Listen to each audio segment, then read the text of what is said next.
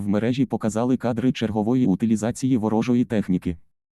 Бійці 73-го морського центру сил спеціальних операцій на південному напрямку виявили дві реактивні системи залпового вогню БМ-21 «Град» противника. Оператори скоригували по цілях вогонь «Хаймарс». Заявлено, що обидві установки ворога було знищено. Дивіться до кінця.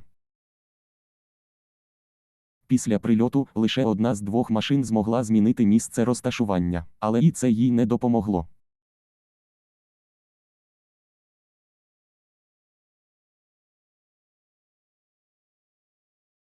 Російська сторона повідомила, що жоден з їх військових під час цього удару не постраждав. Все. Зустрічаємо. Перша партія нових американських високоточних бомб дальнього радіусу дії GLSDB прибувають до України вже сьогодні. Про це інформує видання Політіко. Пропонуємо вашій увазі інформативне відео, як працює ця система.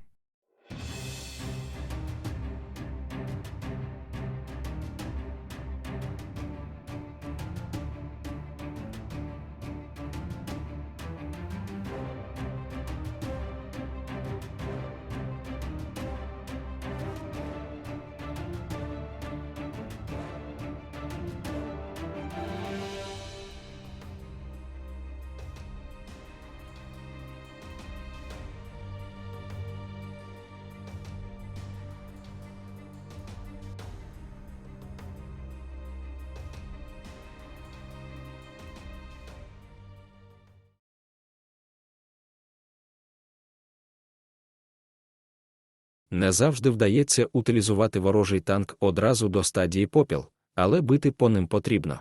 Ось подивіться, що був змушений зробити екіпаж цього російського танку після прильоту одного малесенького дрона. Такого ви ще не бачили.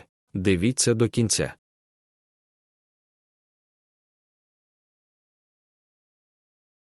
Є влучання у танк.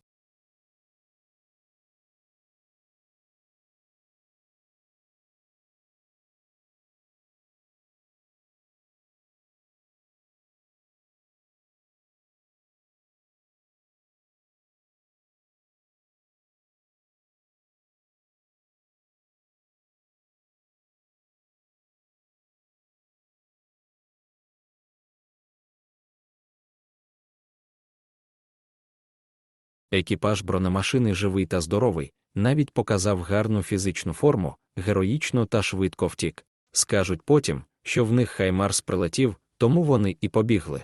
Це ж реальний бій, а не мультик про танк Альоша. Також повідомляємо, що речник Генштабу Андрій Ковальов надав інформацію про те, що Сили оборони України у понеділок, 29 січня збили винищувач Су-34 росіян у Луганській області. Ще один путінський фашист опинився у пеклі.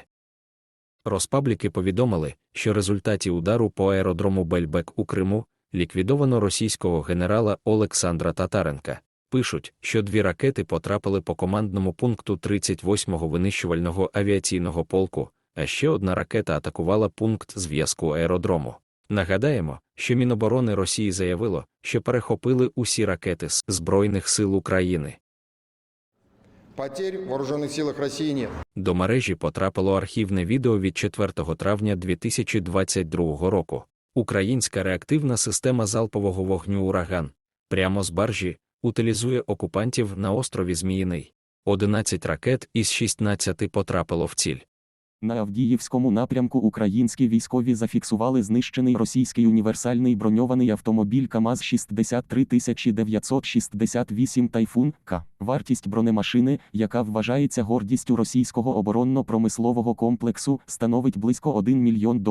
На момент фіксування поряд не було російських військових. Також не повідомляється, чим саме влучили у цю гордість Путіна. Шановні глядачі, напишіть свою версію, будь ласка, що саме перетворило на мотлох цей броньований автомобіль.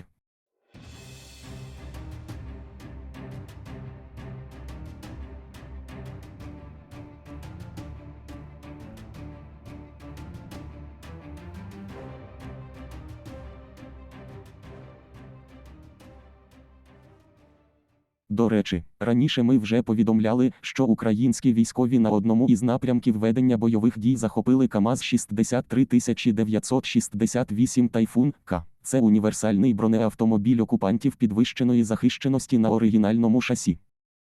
На Росії знайдено рештки української крилатої ракети «Нептун».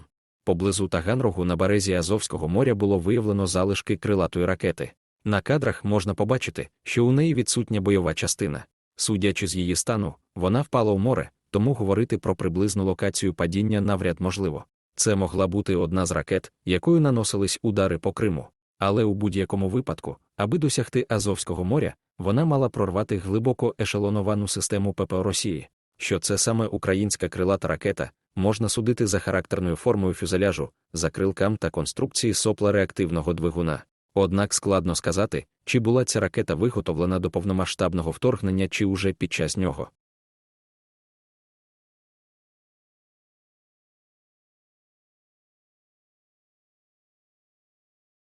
Збройні сили України невтомно та героїчно продовжують чистити нашу землю від російської нечисті. Танкісти славетної 28-ї бригади вправно відправляють до пекла тих, хто прийшов до нас зі зброєю в руках. Якщо уважно придивитися, то навіть можна побачити, як летять наші пекельні подарунки до окупантів.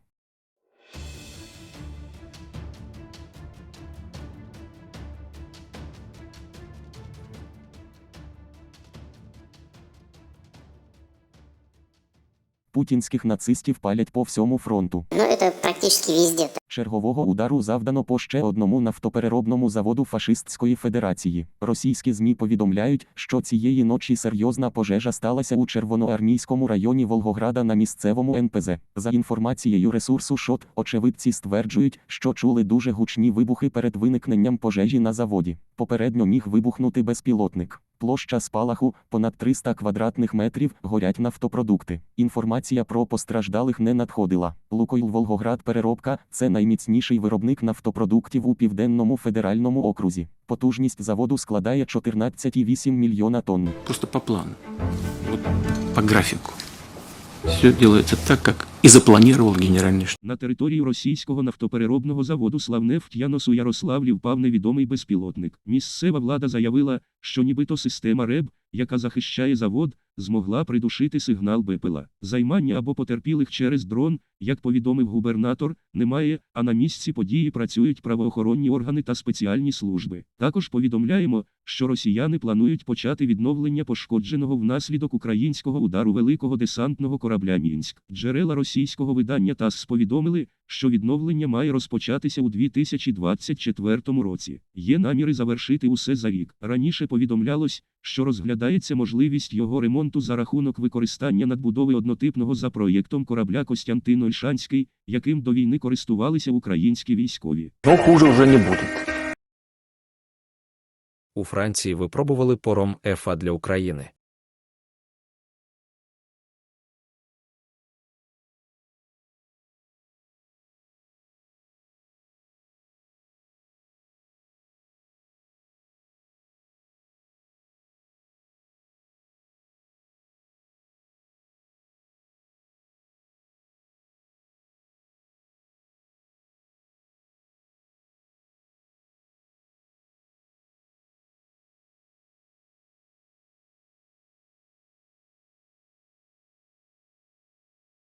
Служба безпеки України затримала агента ФСБ, який готував прорив російських диверсійних груп на територію Сумщини. Його упіймали на гарячому.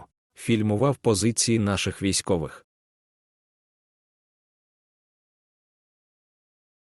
Генштаб ЗСУ на цей час не давав коментар щодо наслідків атаки по аеродрому в Криму, але є інформація із російських телеграм-каналів та ЗМІ. Як з'ясувалось, внаслідок вибухів на військовому летовищі успішно відмінусовані щонайменше один винищувач Су-30 та 2 Су-27. Відповідні дані опублікували російські джерела та гауляйтери. Наразі підтвердити дані неможливо, українська сторона не робила заяв про втрати ворога від цих ударів. Заявляється, що літаки окупантів не встигли здійнятись у повітря. Є втрати й серед особового складу росіян. 12 окупантів загинуло, ще 10 поранено. Втім, ці дані не остаточні, росіяни продовжують рахувати свої військові втрати, тому інформація може змінитися. Також росіяни повідомляють і про те, що одна із ракет влучила у базу елітного спецназу окупантів біля Гвардійського, і там одразу припинили своє життя 9 бійців ГРУ, а 7 нацистів важко поранені. Але ж все одно потрібно дочекатися офіційного повідомлення Генштабу ЗСУ. На Росії розстріляли пілота Ту-95. Про це повідомляє ГУР. Головне управління розвідки Міністерства оборони України інформує про наступне. У російському місті Енгельс розстріляли командира екіпажу стратегічного бомбардувальника Ту-95, майора Естягачова Олега Сергеєвича. Вказаний пілот Космічних сил Росії народився 1983 року, служив на авіабазі Енгельс. Він безпосередньо причетний до нанесення ракетних ударів по цивільних об'єктах в Україні та вбивств наших людей. Внаслідок атаки Олег Естягачов зазнав вогнепальних поранень. Вижив він чи ні, зараз ця інформація уточнюється. Але усі російські нацисти отримують покарання, можна навіть не сумніватися. Тяжелое время.